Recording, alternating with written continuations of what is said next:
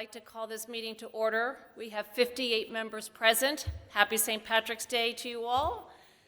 I have one announcement. We have vacancies in 2 of the 6 districts. So anyone watching or anyone who knows anyone who still would like to get involved with the RTM in District 6, there is 1 vacancy. Please contact Frank Adelman. His contact information is on the website, or of course, feel free to contact me. Also, in District 3, there are 2 vacancies.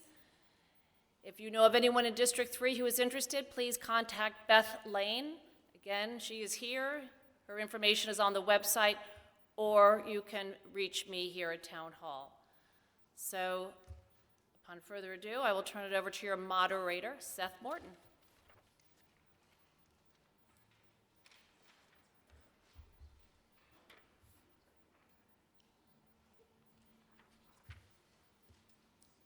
Welcome all of you on St. Patty's Day. There are what, 58? How many do we have, madam? 58 folks. I'd say to my district chairs, get on the phone and start calling folks, because this body has 100 members. We're at 97 right now, so pretty close to 100. This is serious business of the town, and if you're going to run for office and get elected, then you ought to show up. So please get on the phone and let's get people in here. The next item usually is acceptance of the agenda. I have a request that we add an item to authorize the adoption of a modified depreciation schedule for motor vehicles for property taxation as provided in House Bill from the state 7067, signed by the governor. In order to be able to have this move forward, the RTM has to vote on it. So without any objection, I will add that in as item 4. And then 5 will be the bond resolution for replacement of the retaining wall, and 6 will be the appropriation bond authorization for the Darien Fire Department tanker. Any objection? If not, I'll take a motion to approve the minutes of February 25. Jim, okay, I have a second. Sorry, any corrections, additions, changes? Okay, hearing none. All those in favor of approving the minutes say aye. Opposed? I hear none. Abstentions? You can turn them into the town clerk. So the first item now that we'll deal with is authorizing the adoption of a modified depreciation schedule. And speaking on behalf of the Finance and Budget Committee, Jack Davis, assisted ably by Lois Schneider.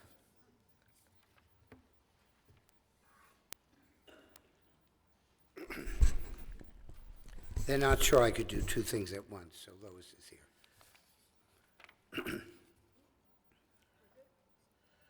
Yep. Oh, yeah.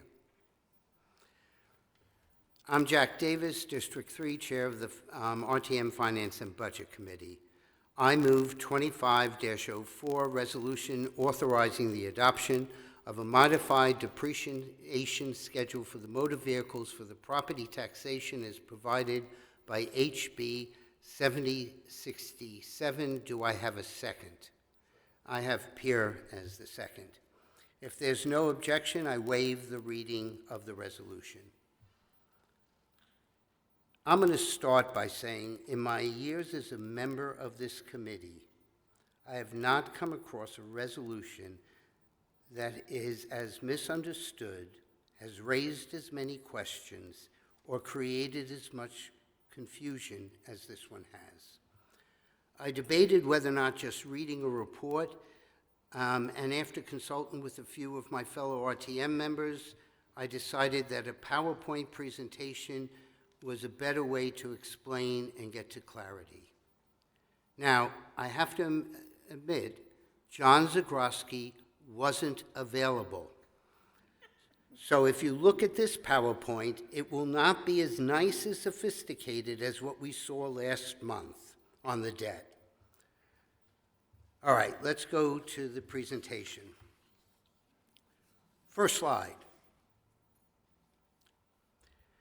The adoption of the motor vehicle modified depreciation schedule for property taxation as provided in HB 7067 does not, and I repeat, does not increase Darien's tax revenue. I'm going to explain how we get there, and I know that there was an executive summary, but I'll explain what was being said in the executive summary, which may have been some confusion. How we're going to get there. And I'm going to say something. I'm going to go through part of the budget tonight, and so please listen to me now, and I promise I'll save 15 minutes on the budget night by not going through this again. So we're going to look at the development of the Darien Grand List, what the CT state law, which was effective for the October 24th Grand List calculation, and what HB 7067 really provides an option to do. We're also going to touch briefly on funds needed to be raised by taxes.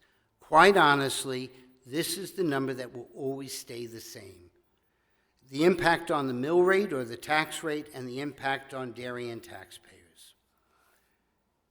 Let's start with the state of Connecticut mandates how grand list calculations are being performed.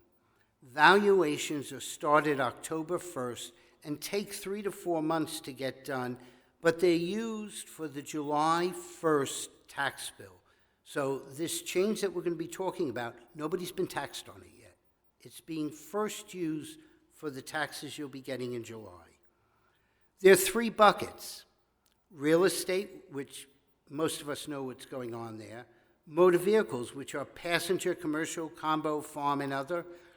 17,000 vehicles in our town.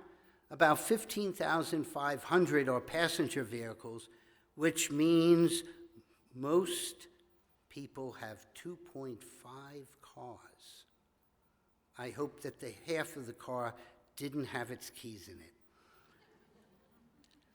There's also personal property, which always drives me nuts because this isn't to people. This is to businesses. It represents cables, machinery, data processing, furniture and fixtures, other business related. It also includes horses for that matter. It does not include inventory. So, you know, there is some concern for some people that if you're looking at a car dealership, their normal stock is not taxed. We don't tax the inventory in stores. That stopped about 40 years ago when we stopped taxing for airplanes and boats. State mandates certain exemptions. Some of these are for energy efficient or for veterans or other things like that. But once you get to the total amount, the taxable amount is 70% of the assessed value. So if you have a $1.5 million assessed value house, somehow that's been the same assessment for 20 years, the tax on that is on $1,050,000, not on the $1.5 million. The same is for motor vehicles, and we'll talk about that in what goes on. So Connecticut eliminated the fair market value methodology for motor vehicles. And for some of you might remember during the COVID, your price of your automobile actually went up. Now, what they did is they changed the law to be the manufacturer's suggested retail value and a 20-year descending depreciation value with a $500 minimum. Now, that might sound as if our legislator got real creative with this, but it's the same methodology that already exists for how you value the personal property. It's what year you bought it on, and there's a depreciation with it. So they moved motor vehicles to the same methodology that they use on the personal aspects to it. Now, as I said, the law is being done for the October, but it's effective for the July bill. I do want to talk about one other thing. What is the MSRP? It is the standard cost based upon the 17-digit VIN that the Department of Motor Vehicles sends to the town saying, here's your cars, here's your other vehicles. And the MSRP is determined by a company that also provides that. Now, if you go to a car dealership, what's not included in MSRP? If you buy another package, you want fancy wheels, you put in placemats, you have heated cars, as long as that doesn't move you up to another package, that's your basic standard price. So they don't know what additional add-ons you've did. What they know is here's the manufacturer's price. Why was this done? There was a lot of volatility using the fair market value methodology, and what tax assessors need is a little bit of consistency and predictability. So they went to a method. It also eliminated having different fair market values depending upon which town or what somebody was using. And that ended up resulting in a lot of assessment appeals by towns. This is no longer a subjective method to valuing a car. It's very objective. All right, I'm going to go to the next one. Funds needed to be raised by taxes are calculated. Now, if you remember the slide that I showed you last month, when I'm going to quiz you on what numbers were, that's our starting point. It's adding up the operating budgets of the Board of Selectmen, the library, the Board of Ed, adding in debt service, and the capital request for the Board of Selectmen and the Board of Ed. That's the starting point. From there, it takes away grants, investment income, and other revenues. That's then adjusted and modified by, we're going to bond this project, so that capital request moves out of that amount. General fund transfers. If you remember, every year we start with a transfer from the general fund to our capital account because we can pay down capital on that. But we cannot use general fund funds for operating expenses unless it's a special occasion. It can't be used in the budget. Also, there can be changes to capital requests, adjustments. Somebody wants to remove it, not do that project, or the net operating expense, including revenues. I do want to say one thing, because I've heard this often. The Board of Finance and the RTM cannot increase the Board of Ed budget once they approved it. So I've heard parents saying, we should add this, we can add that. Neither one of those organizations, neither them or us, are authorized to do that. That's the budget we're dealing with. Essentially, all the above equals the funds needed to be raised, and this is the funds needed to be raised to run the town.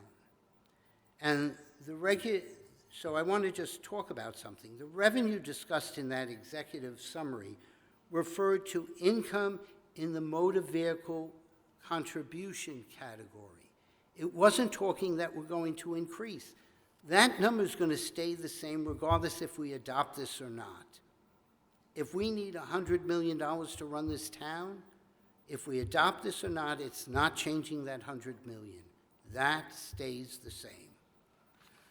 So now we go to the mill rate. The mill rate is a simple calculation. It's that funds needed to raise by taxes as the numerator, and we take the 70% assessed value as adjusted. So I'm going to confuse everybody here just because it shouldn't be that simple. We look at what the 5-year collection rate is, and we take that average and we reduce it by 25 basis points, 0.25%. And the reason we do that is there's still assessment appeals going on. We don't collect everything. It may change from year to year, but that's the denominator.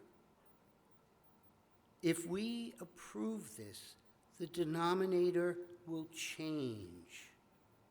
Now, if you change the denominator, basic fractional math says the resulting answer will be lower.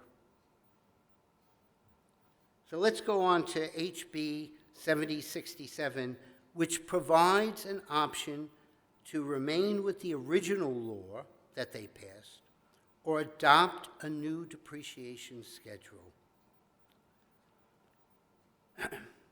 So everybody did their assessed value starting in October, and everybody got to January. And virtually every town, including Darien, saw a precipitous drop, a significant drop in motor vehicles value. And everybody said, Hartford, we got a problem. Now, I'm not saying that I admire them for correcting it, which is what HB 7067 does. But honestly, the schedule that they originally issued was not right. The new schedule increases years 1 through really 16 by 5% a year. So a car in the original schedule, which was less than a year old, starts at 85%. This one starts at 90%. But that's not what the car is taxed at. Remember, we're multiplying that valuation times 70%. So if you own a $100,000 car that's less than a year old, you're not being taxed on $90,000 or $85,000. You're being taxed on $63,000 or $59,500, a difference of $3,500 by car. So again, this isn't going to increase our revenue. What it does is put a shift in the contribution levels between the three buckets I said before. Historically, motor vehicles in Darien has been about 3.2%. When we did it under the new methodology, that dropped to 2.8% of the total adjusted grand list. Now, that doesn't sound like a lot, but it's a 12 to 15% decrease in that bucket's contribution, which means the other two buckets were going to have to pick up a lion's share of the taxes. So I'm not going to go through everything else other than saying, by adopting this resolution that's before us, it provides a better accuracy to what our historic value is and the value of cars. It increases Darien's total grand list, which will reduce our mill rate, and it reallocates the sources of tax collection between the buckets: real estate, motor vehicles, and personal property. Here's the problem. This law was signed March 3rd.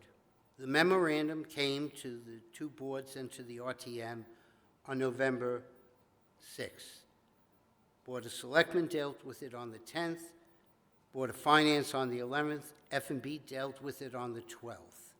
We were still gathering information. It's not often that we take on a resolution with 6 days of information, but we did. Problem is that if we're going to adopt it, the state requires us to adopt it by April 15th. Now, that's because taxes are also done and supposed to be decided in the early part of April. That's what we'll have here until our legislative body looks at it. So why was there an option? I'm telling you, I looked, but the only thing I can think of is doing the grand list typically takes 3 to 4 months. There's a lot of communities that, based upon this change, just simply could not adopt this new methodology in the short time frame between March 3rd, when the law was signed, and April, when a tax is going to be determined. Some towns can't. Darien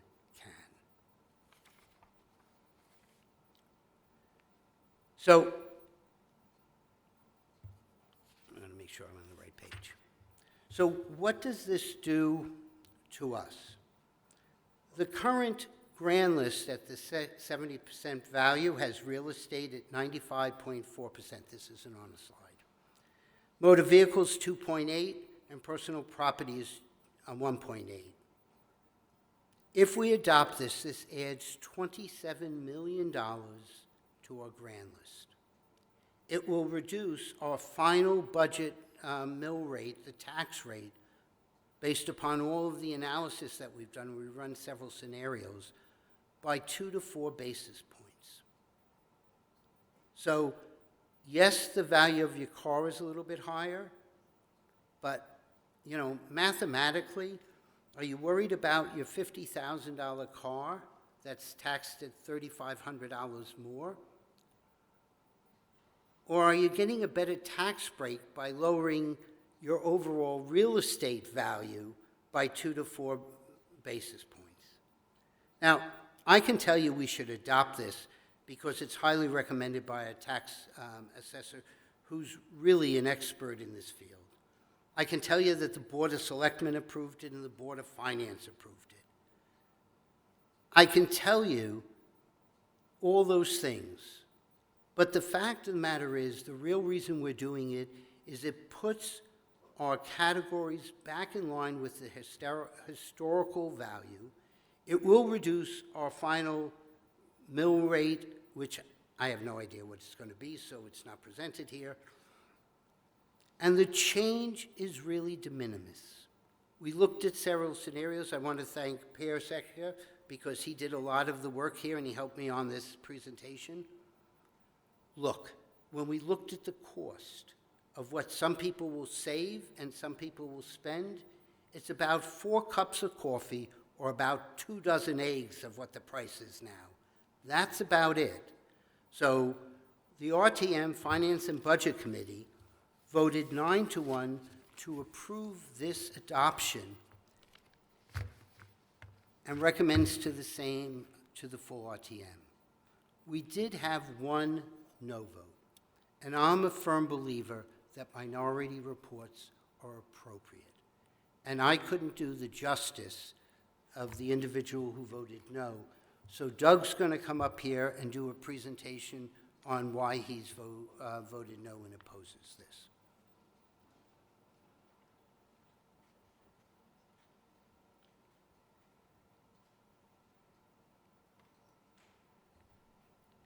Thank you, Jack, and happy St. Patrick's Day.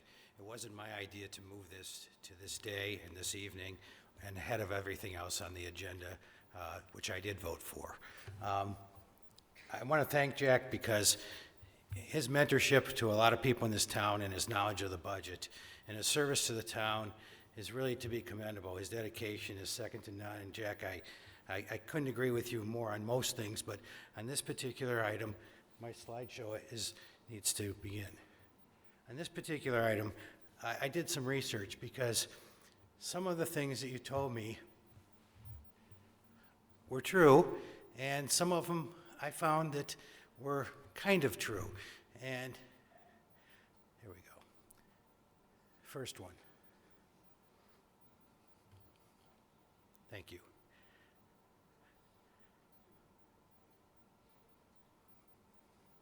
You want me to do it? Let's start with HB 760, what's up there. They gave us an option. They gave us an option, and while it doesn't affect anybody's taxes, it does affect people who bought their car already. Because if you own a car, it's going to change the assessment. Sure, a slight bit. But why are we worried about shifting the tax from cars to houses just a slight bit? Are you going to go back to the first slide for me, please? Thank you. All right. So my job's easy. It's to convince you to vote no. Because no matter how you look at this, you're raising taxes on somebody's car. Okay? You're going to cut their amortization. You're going to raise it 5% from 85 to 95. Now, while that just drops the car to maybe 69% of its value, as Jack explained, you drive a car off the lot, your car is going to depreciate probably 50% the first year. But the state set this MSRP thing up to try to be equal and fair, as Jack said, and I do agree with that. However, it's not an ad valorem tax. It's not tax deductible on your state income taxes. It's not tax deductible on your federal income taxes. And why do we keep doing this? I knew this was going to be interesting.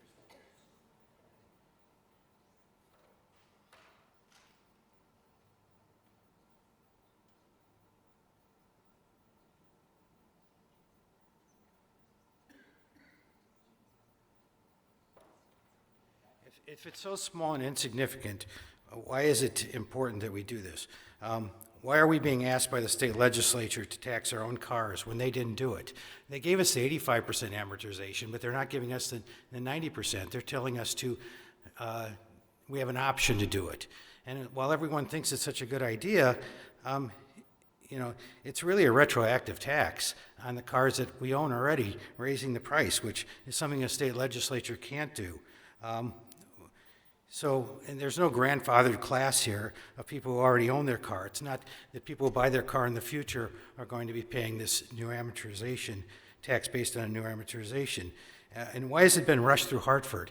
It said the governor signed it on the 3rd of the month, but the fact of the matter is he vetoed it. He vetoed the part that was in the bill that, in my opinion, made it pass, and that's $40 million for special education. It passed the state legislature with a line item vetoed, $40 million for education. And what did we get stuck with? Choosing for ourselves to raise our own car taxes when the state has, high enough car taxes already. We're number 3 in personal property taxes on cars. 27 states. Can we go to another slide, the next slide here? Okay, so we have an option. It's not a mandate. Go to the next one, please. The day that this passed, state legislature entered a bill that said he wanted to reduce car taxes to 0 in the next 5 years. The original MSRP that the state legislature passed was done to lower car taxes in the state of Connecticut. And, towns screamed that they wanted more tax revenue, and Darian can figure it out with our computers what the our grand list is, but I'm pretty sure their computers can do the same. The problem is they're not,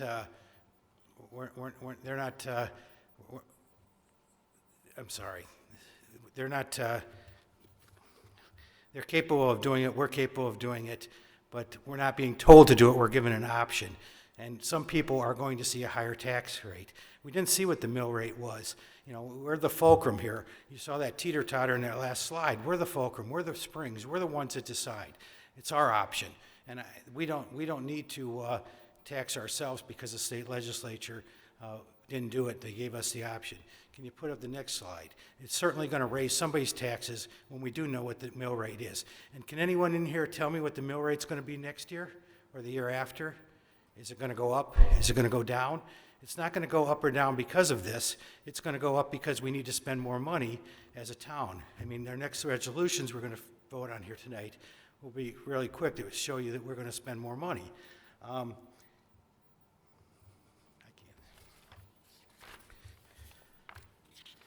Okay, so that's a resolution. We went forward with this resolution 2504 tonight without reading it. But it says right in it that the town desires this. I don't desire it. I'm asking you not to desire it. The fact is that the governor vetoed the part that made this bill pass. And it was done as an emergency basis in the state legislature. Don't you want to know all the information? It was done without committee hearings in the state legislature. Nobody discussed this there. It was emergency. Here it was through a special meeting.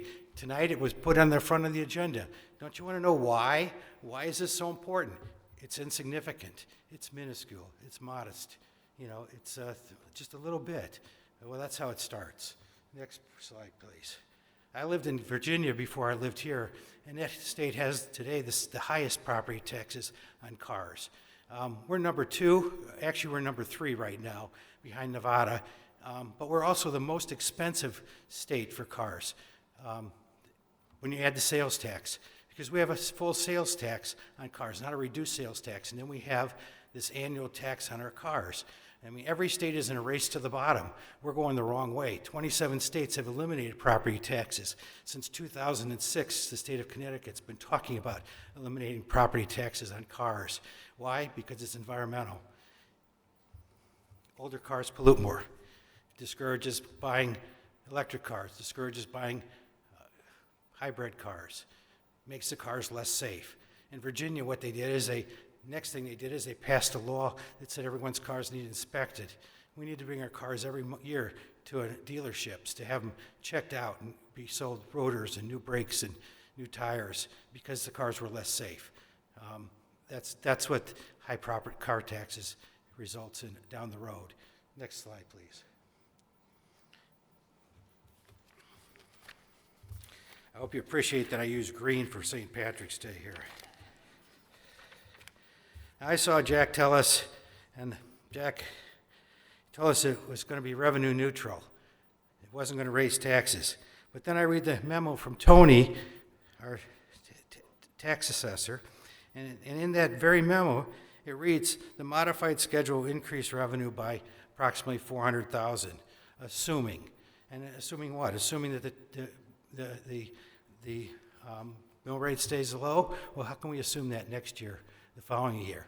You know, if you want to raise taxes, raise your hand and I'll quit right now, you know. Okay, next question. Next question, next slide. Okay, there's our mill rate versus the other. We're the second one. We have room to raise our mill rate. We have room to raise our property taxes on real estate. We don't have room to raise our taxes on cars. Next slide, please.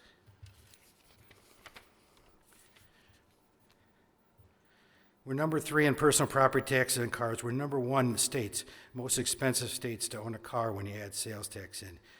They said there were 1,700 cars. I agree with that. But you see that slide, it shows the states that are also high. California, Virginia, Michigan, Hawaii. We're higher than Hawaii to own a car.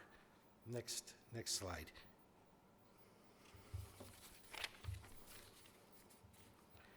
You know, the facts do matter. The state of Connecticut does not allow tax deductions for personal property taxes paid to a town. This is not an ad valorem tax, so it's not deductible on federal taxes for personal taxes. Now, if you're a business, all these taxes are deductible. Next slide.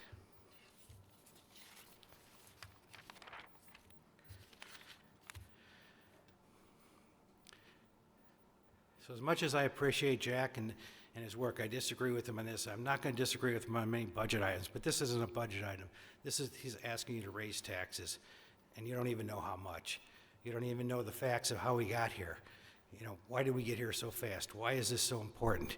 I mean, we don't need it $300,000 that badly. We can raise it from property taxes, which is where we have room to do it, and is what I would prefer. I don't have a dog in the hunt. My car is 15 years old. I'm at the 500 level, you know, of taxation. So it's not because I own 5 cars or a collection of cars that I'm here.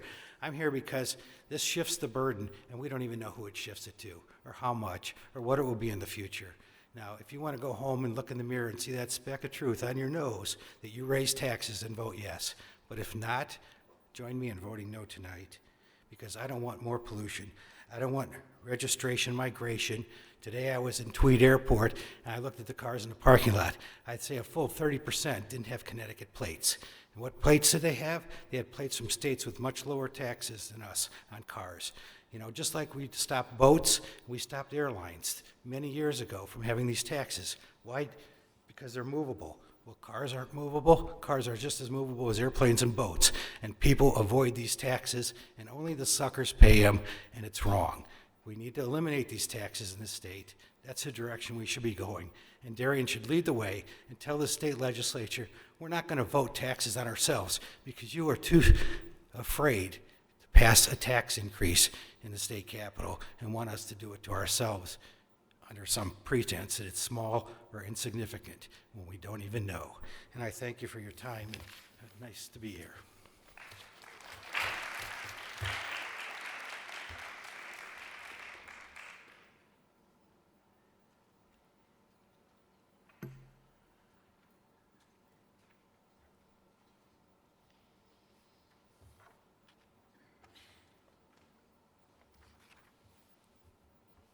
Thank you.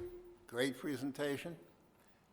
Are there any other committees that wish to report on this? Town officials? Any discussion from the body? Yes, Priscilla. Priscilla Wong, District 1. Jack, you mentioned that this is a change to another statute that was passed? What was the change? And it's in Tony's letter that this is more in concert with the intent of the original statute?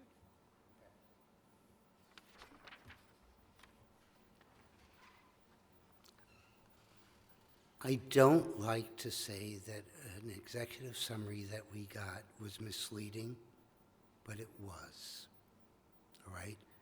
This is not raising our taxes. This is reallocating the taxes between the budgets.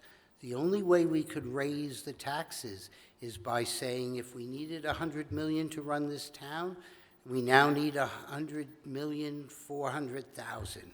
That's not what we're doing here. What Tony's memo was saying is that with increasing the bucket for automobiles, there would be approximately a $400,000 increase, all right?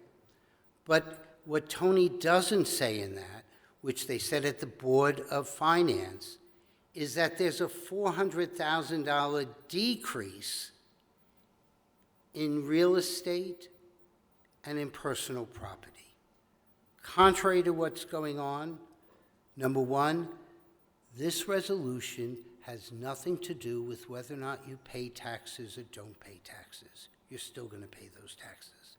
It doesn't have anything to do whether or not Connecticut should end its personal property taxes on cars. That's not what's before us. What's before us is, do we modify the schedule so it goes from 85 to 90 for the first year? Both of them are at 15% around year 14 or 15, or $500, because that's about the cost of it.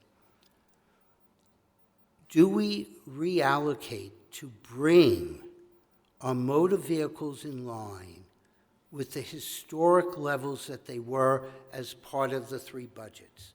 Do we move it from 28 up from 2.8% up to 3.1%? That's what this is doing. And by doing it, you do lower the mill rate. And by lowering the mill rate, everybody will be paying less. Now, I can't come here and say that everyone's going to have a tax cut, because some people, their cars are more expensive. Other people's real estate may more or less be expensive. I don't know how many cars everybody has. My family has 3.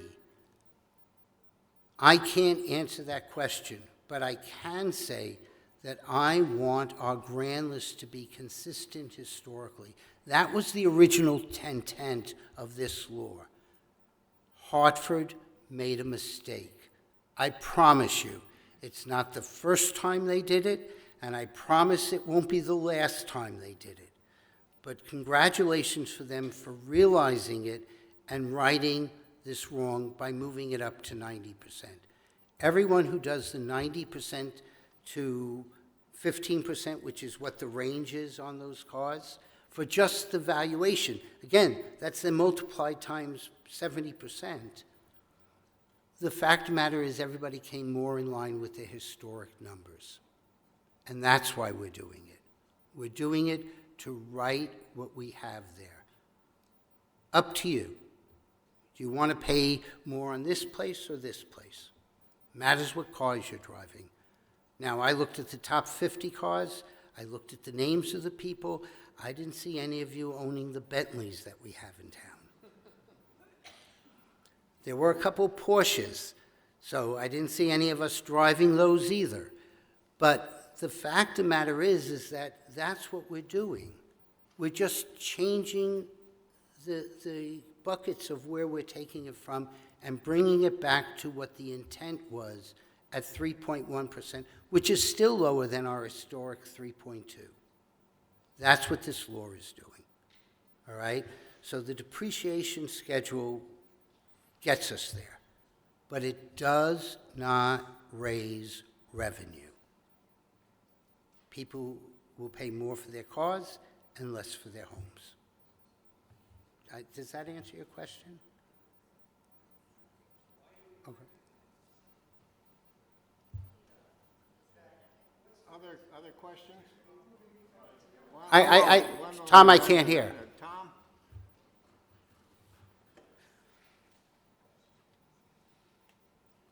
Tom Moore, District 3. So Jack, what is the real purpose? If we raise the taxes on the car, lower our mill rate, then a year from now, 2 years from now, we raise our mill rate.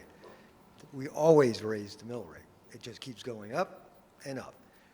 This seems like a waste of time moving from one bucket to the other because you just said it doesn't make a difference. If it doesn't make a difference, we'll leave it alone because all you're doing is giving more room for the mill rate to go up. Oh, our mill rate's 15. Oh, we can go to 17. I'm voting against it. Other comment?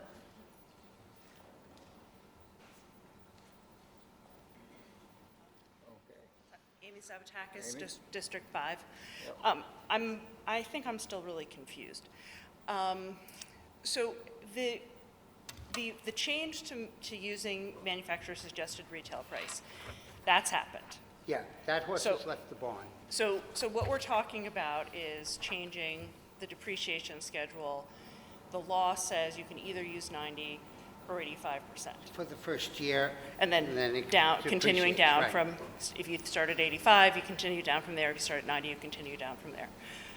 So is the idea that using the 90% and on down number keeps our cars at closer to the same value as we had them when we were using the fair market value analysis? Yes, Okay, so that's why you're saying that it sort of keeps things consistent. So instead of having everyone seeing a huge change in the value of their cars, it's pretty much going to be similar to where we were last year. that's correct. Okay, thank you. Other questions?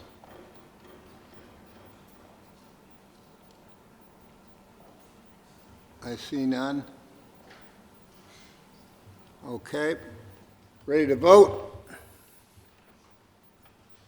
Do I have it? I see. Please.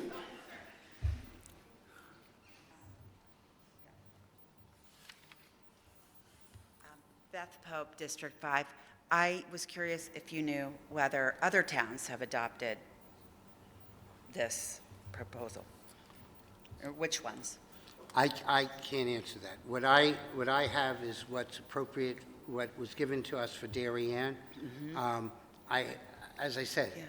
from when we've gotten the initial memorandum to when we dealt Right. with it is 6 days. I don't have some of the information, and unfortunately, Tony hasn't been available because of I thought other he things. retired. What? No, sorry, wrong. Then my next question is, what's the rush?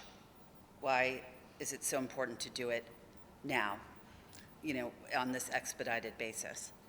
It was, the only thing I can say is it was presented Yeah. by the tax assessor because we want to have that balance between where it was before, all right? As I said, it's not changing our taxes. So the whole reason is to get things back in line to where they were. That's what's presented to me. That's what I'm presenting to you. The Board of Selectmen and the Board of Finance passed it. The state is the one that put the fuse on this. We only had 30 days, or less than that, to respond. And we don't know why. I guess I No, just know don't understand why it's no, in I a can- hurry. I can tell you why. So, everybody needs to report back to this, if you're going to adopt it, by April 15th, okay? Part of the reason why is because taxes are determined depending upon how the municipality runs, all right?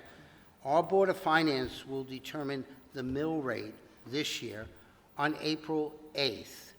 If we're going to adopt this, all right, we in the RTM can't add to the grand list. So they're using the grand list. The grand list has to be decided for the Board of Finance to come up with what their proposed mill rate is, which we will bring forward. All right? That's why the rush is there, because all the towns have to have their mill rate by a certain date calculated. Which can't be established without a grand list, and this is a way to quantify it. Okay, thank you. Right. That's why it's being rushed. I know I've had enough time to give my piece here, but I talked today to a professor in government and asked why this was taking place, and he said it's a way to raise taxes, is pure and simple in his email to me. I also spoke to the gentleman who talked about since 2000, that wrote one of the emails that we have in there. I think he's the Undersecretary for Government Interrelations or something. I can't remember his name, but I emailed him a couple times today, and he said that we've changed property taxes since 2006 in the state on cars in the state of Connecticut. I think 7 times and at least 4 times since the year 2000. So to say that this is keeping things consistent, to me is like hasn't been consistent for the last 5 years. If it will keep the mill rate, if it will keep the grand list consistent with car valuations, it's shifting a burden to people that have cars. It's taxing somebody, we don't even know who. You said that we don't have Bentleys, so we should vote for it, but the fact of the matter is we have a duty to look out for those people that have Bentleys, because they haven't had any notice here. There's no, our system is based on people having time. I mean, this is gonna go back and tax them for last year payable this year. I mean, it can't, Okay. give them a year. I'm going to stop here now. Number one, this is a more objective way to do it than what we've had in the past, all right? And that's, horse is already done. So, look, this isn't increasing taxes. This isn't going to change. My son sells cars. I asked him about this. He said nobody worries about the personal property tax that they may be paying on a car. They worry about what the interest rate is and what their payment is. That's what they worry about. They worry about what packages they can get on there. That's what they worry about. Nobody goes in there and says, I'm not buying that model because of the personal. Doug, let me speak. Because of the personal property tax, all right? So I disagree with that, all right? I also am not worried about some concern about raising taxes in this town. The fact of the matter is, you people who here know me know that I'm pretty cheap when it comes to these taxes, all right? I'm not somebody who's going to artificially increase taxes someplace else. I'm coming here because it's the right thing to do. And in certain ways, I like things to be right. And that's why we're recommending it. It's more consistent, and it moves things forward. That's the recommendation. If we don't do it, we don't do it. This was the chance to, if you wanted to say anything about it or do anything about it, this was the chance, because we're running, you would not be able to respond, okay? Yes, Jim. Jim Cameron, District 4. Mr. Zagrodzky is here. He is our first selectman, former chair of the Board of Finance. I would love to hear him chime in and opine on this issue. Thank you. We're now going to shift in your direction, Mr. Zagrodzky, if you'd like to respond.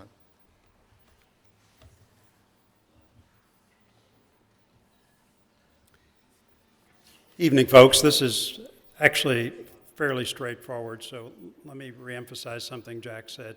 This is not a tax increase. This is simply how the tax burden in town is allocated among our 3 sources of revenue: residential or real estate taxes, personal property taxes, and car taxes. When they came up with the 85% distribution schedule or depreciation schedule, and they rolled that out. What they found is exactly what Jack demonstrated, that the relative value, and by relative I mean the value of cars versus those other two sources of property taxes, dropped quite a bit. And the reason they changed this was that a number of towns said, hey, we're seeing our car revenue drop as a percentage of our total revenue. Can we have a different depreciation schedule to kind of get it back to what it was? And the legislature said, okay, and that's why we have this schedule. So the only thing that's really changing here is that if you look at the 2023 budget, and you look at the ratio of real estate taxes to personal property taxes to car taxes, and just that total is where we get our tax revenue. When they put in this 85% schedule, the car taxes became less and the others became more. All this is trying to get back to that ratio so that the relative difference between those three sources of taxes remains roughly the same. So I talked to the Board of Finance about it before we voted on it for the Board of Selectmen. I talked to our tax assessor. I talked to the town administrator, who's also currently our finance director, and all of them said this is the right thing to do. And the reason they say that is that they kind of like to keep the ratio of those sources of taxes as contributors of tax revenue to be kind of the same as it has been historically, rather than saying, I think we want to reduce the amount that cars are paying and make those other sources pay more. My personal recommendation is to go ahead and vote for this resolution. It just stabilizes those ratios. It's not a tax increase. Tax increases come from the Board of Selectmen or the Board of Finance spending more money, and that's the only place they come from. So I recommend that you vote yes. Thank you.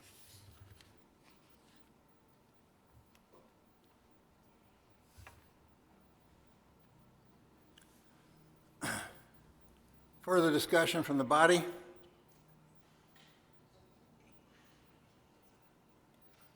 Electors of the town? Okay, ready to vote? All those in favor, please rise.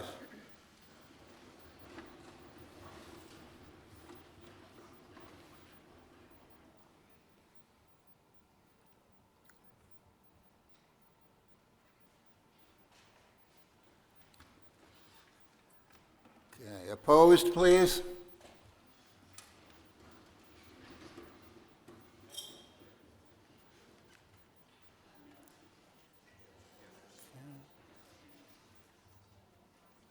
Abstentions?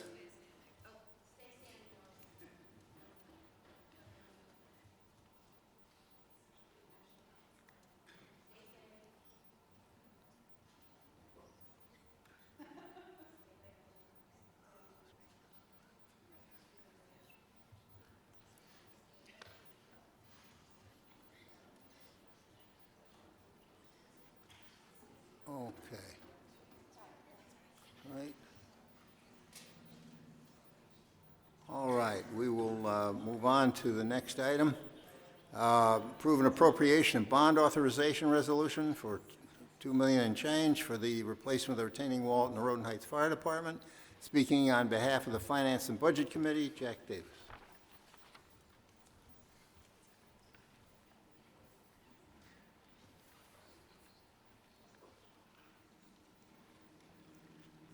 Okay, I promise this resolution will not take as long. I'm Jack Davis, District 3, RTM Finance and Budget Chair.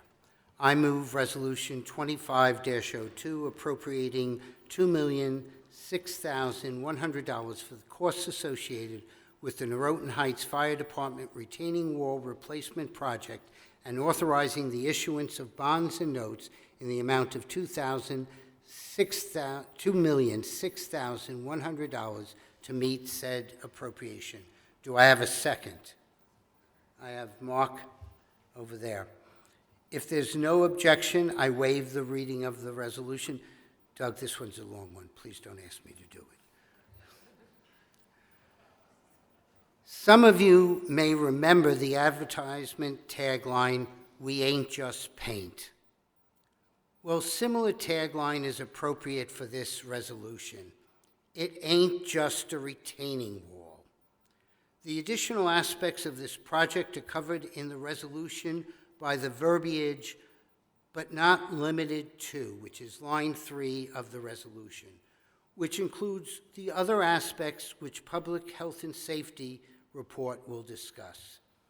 From a financial perspective, the removal of the old wall, rebuild the wall and side entrance is about $1.4 million. We're repairing the pedestrian entrance and the bridge because that fire department has a building here, there's a bridge, and then it gets to the road. That bridge is having problems, so we got to repair that. There's also new fencing up on the top.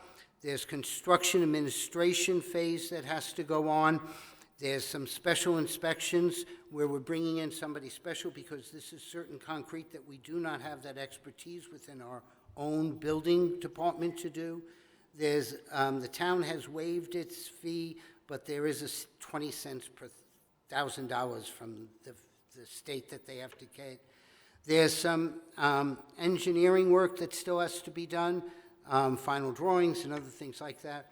And while there's a contingency of about $28,000, some of the contingency is already built in to the $1.4 million. We got that. This qualifies, remember I've mentioned before, off-cycle. This qualifies for the Board of Selectmen's off-cycle because we knew this was coming. This was discussed last budget cycle. We just didn't have the price. So the contractor has agreed to keep this price if it gets approved tonight. So there's also $6,100 associated with the issuance of bonds. As I mentioned, there's contingency built in. The $28,000 was just a rounding error because we don't like odd numbers when we're doing bonds, and so it got moved to $2 million. I hate to say that's what it is. But let me explain how this is going to be done. We actually will be paying money out of the general fund to cover these costs. We don't bond right away. We wait till the final cost is, and then we decide what we're bonding. So even though there's some contingency in the 1.4 and there's a contingency of the 28,000, that may not be the final number that gets bonded. But we do that number, and then once we pay it out of the general fund, and once the Board of Finance bonds it, we reimburse the general fund for the money and the funds from the bond. And if we authorize $2 million and they only spend $1.9 million, they rescind the $100,000 of authorized but unissued debt. The cost of the bond, on an annual basis, is about $140,000 annually, depending upon the structure of the bond issued as determined by the Board of Finance. Now, I'm giving you a straight line, 20 years, some 3%, checked it with Jen just to make sure I'm close. What we've been doing in our bonds is we're not paying principal for the first 2 years. That allows some of the bonds to come off the table, and then we pay principal and interest over the next 18 years. I don't know what structure they're going to end up with. So I just do a straight line for you here and go from there. As I mentioned the guidance. The RTM Finance and Budget Committee approved the appropriation and the issuance of the bonds and notes unanimously and recommends it to the full RTM. So I will make a comment that I made in my committee. This is a very important fix to that bridge because it happens to be the fire department that services District 3.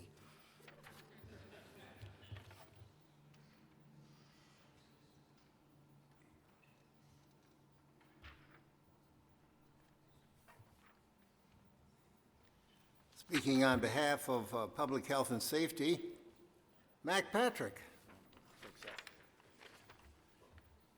Hi, I'm Mac Patrick, District 5, and I'm also Chair of Public Health and Safety. We met with the Finance and Budget Committee on Wednesday, March 12th. We had a quorum, and we discussed the retaining wall as well, but it really is more than a retaining wall. We're talking about replacing iron and cement stairs, replacing a landing, replacing corroded steel beams, correcting the unsafe pedestrian entrance. The pictures from the engineering report that we all received really tell 1,000 words. The engineering report concluded that the wall must be rebuilt. The new wall is designed to retain the soil and weight of the vehicles parked adjacent to the wall. I mean, if you can picture that retaining wall where it is, if that gives way, you're basically going to have a sinkhole on the road and avenue. It's quite dangerous. It will be built with reinforced concrete, as Jack mentioned, with a chain link fence anchored at the top. We went through all this. We voted unanimously to approve the bonding. I'm actually abstaining from it just because my firm Morgan Stanley requires that I abstain from bonding issues. So, but that's our report. Thank you.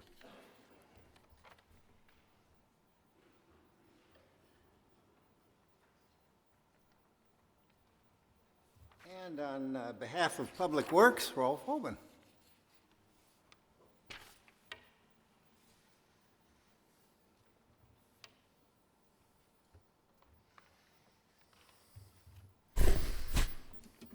Thank you, Seth. Rolf Obin, District 4, Public Works Committee Chair. Jack and Mac covered the thing quite well. I have put together a little timeline on how this came to be where we are voting on this today. Over 2 years ago, February 8th, 2023, responding to a request from Mr. Zachary McEwen of the Norotan Heights Fire Department, which I'll refer to as NHFD. The engineering firm Ray Structure Engineering out of Pelham, New York, conducted an inspection of NHFD retaining wall on the south side of the firehouse. They issued a site inspection report on February 18th, 2023, with observations, recommendations, and the following conclusion, quote, "It is our opinion that the existing rubble retaining wall is inadequate to retain the soil and support the superimposed loads from the vehicles and roadway above. The rocks have shifted outward and the soil is eroding, which is causing settling of the asphalt pavement behind the wall and shifting of the vehicular guards and chain link fence down the embankment." So this is 2 years ago. So you can certainly understand that it hasn't gotten any better since then. Based on the site report, a special appropriation was approved on March 28th, 2023. So engineering plans could be drafted for replacement of the wall. Darien Director of Public Works, Ed Gentile, reviewed the engineer's evaluation report and construction drawings. After review of the bid documents by Town Administrator Kate Bush and Ed Gentile, a request for bid was issued May 13th, 2024, and one bid was received. One. Okay.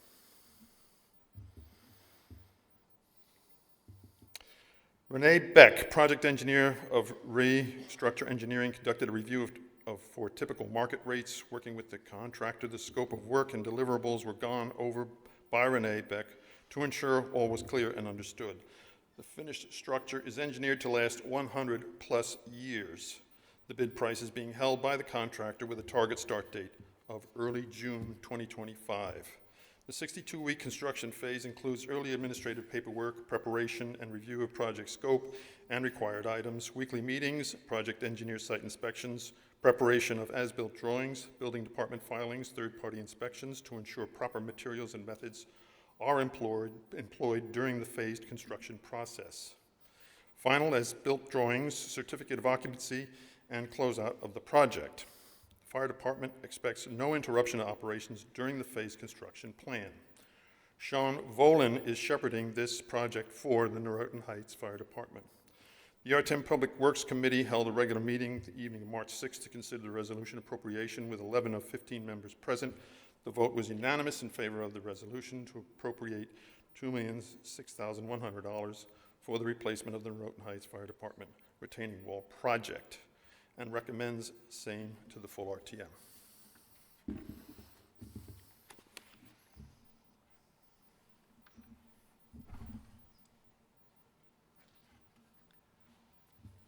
Thank you, Rolf.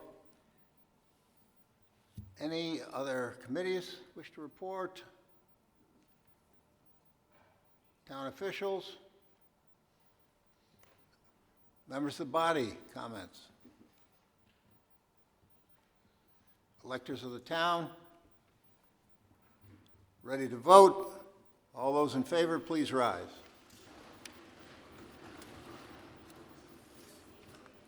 Item 2504, the motor vehicle assessment, passed. 43 in favor, 15 no, 1 abstention.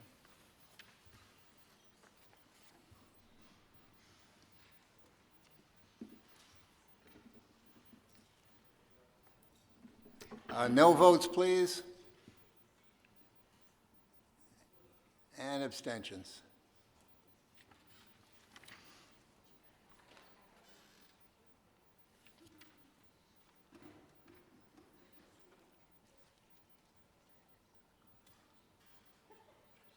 Okay.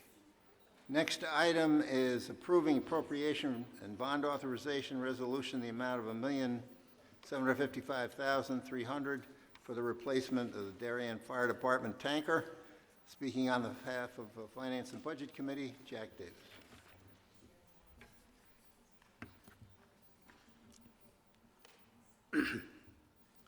I'm Jack Davis, District 3, Chair of the Finance and Budget Committee. I move 25-3, appropriating $1,755,300 for the purchase of a tanker and authorizing the issuance of bonds and notes in the amount of $1,755,300 to meet said appropriation. Do I hear a second? Over there. Sorry.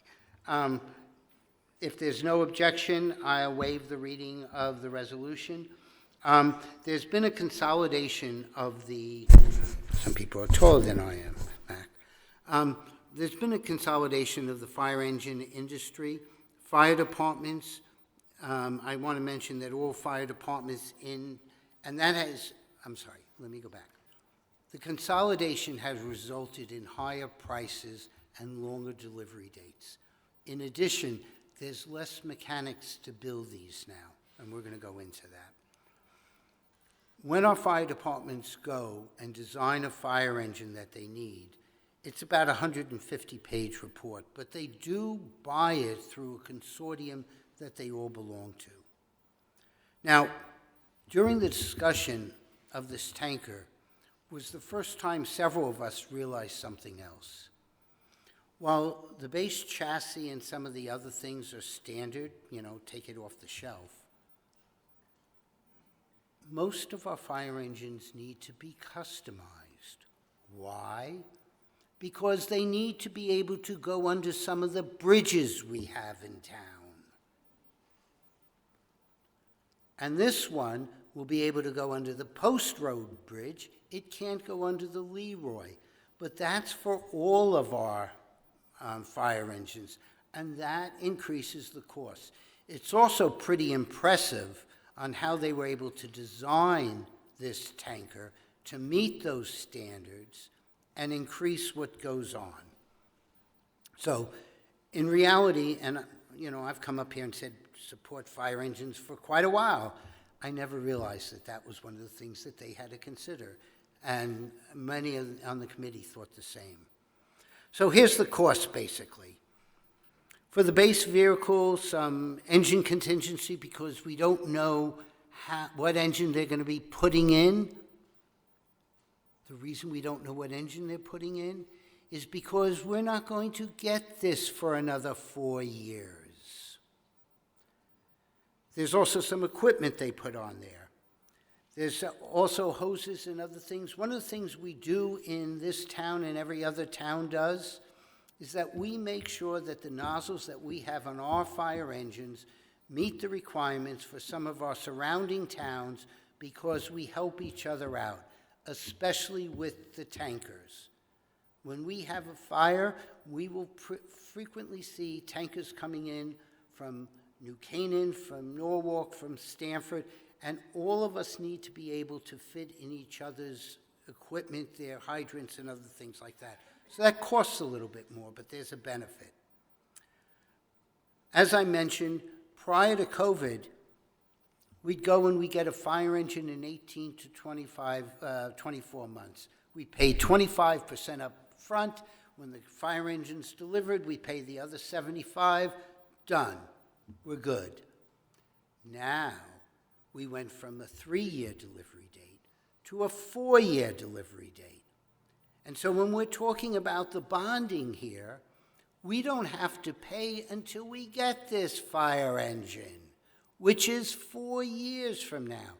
Now, it may come a little bit earlier, but let's just say 4 years.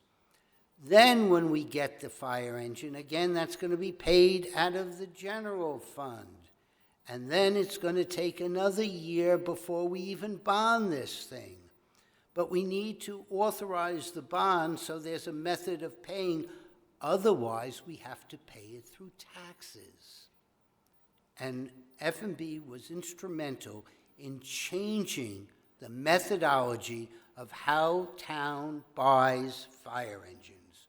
We went in there and showed them that the accrual method was unrealistic. We were charging our taxpayers for fire engines we wouldn't see for 20 years, and we could bond these things, and the people that get to use the fire engine pays for the fire engine. Our estimate is that saved between $10 to $15 million of cash flow to our taxpayers. The cost of this fire engine in 5 years, without a single idea of what the interest rate is going to be or how the Board of Finance will structure this at that time. If I knew, I'd be a lot wealthier than I am and maybe driving one of the Bentleys. But I don't. But the estimate is about $122,000. Again, the authorization is off cycle, but we knew this fire engine was coming. We were waiting for the estimate. And, you know, hats off to the Darien Fire Department for the amount of work. If you actually saw that they're actually deciding what screws are going into this, it's pretty impressive. The RTM Finance and Budget Committee voted unanimously to approve the appropriation and debt authorization for the purchase of this tanker and recommends the same to the full RTM. The detail of this will come from Mac on Public Health and Safety. Thanks.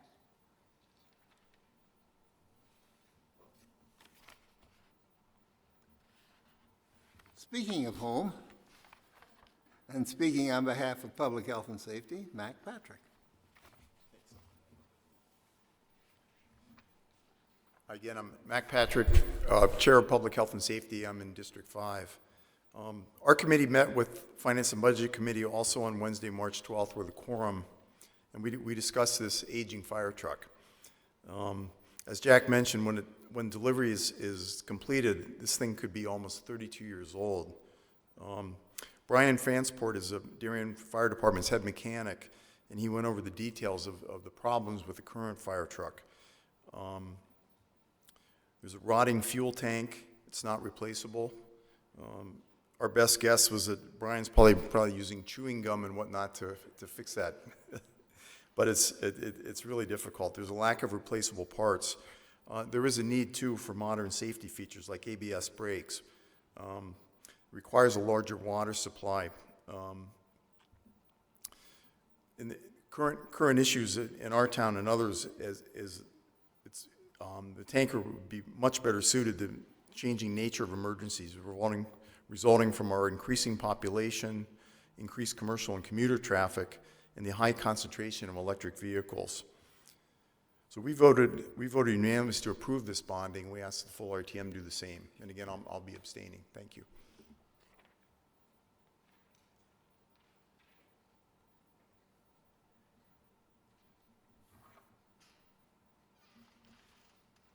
Thank you, Mac. Any other committees? Okay, town officials? All right, the body, any comments from the body? Anything from electors of the town? Looks like we're ready to vote. All those in favor, please rise. Item 2502, the retaining wall, passed 56 in favor, no noes, and 3 abstentions.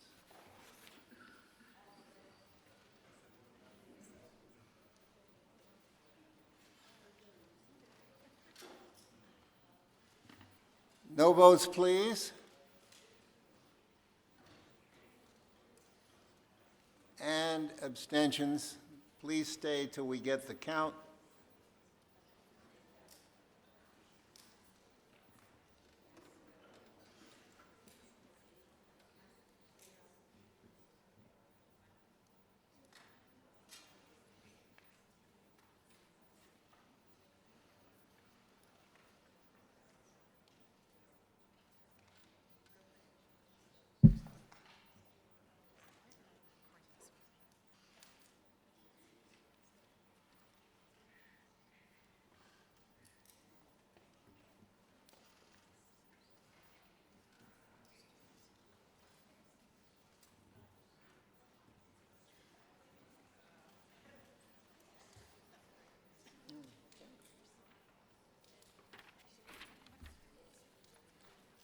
The vote on the fire department tanker passes 56 in favor, no noes, 3 abstentions.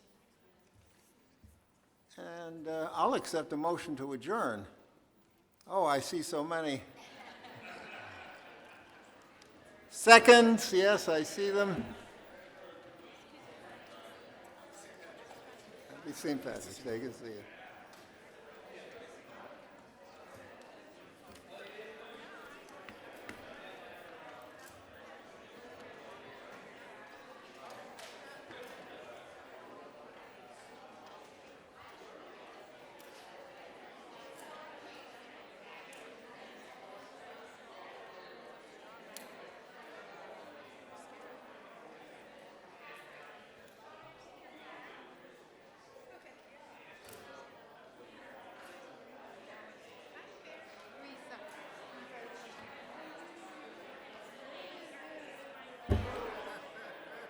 Next time, You're right.